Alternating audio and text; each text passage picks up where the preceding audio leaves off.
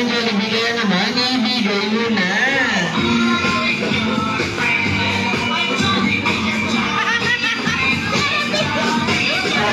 Best friend Jollibee natatarot sa'yo. Happy birthday. Yung best friend Jollibee natatarot talaga sa'yo.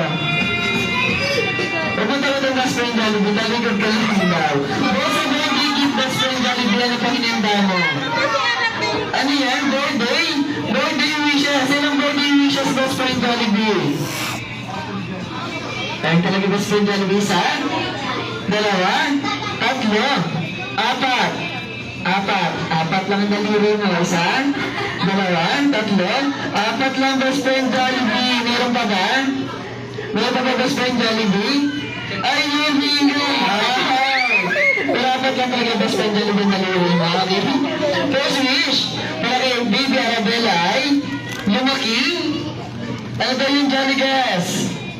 Lumaking, malakas at malusog, tamang-tama.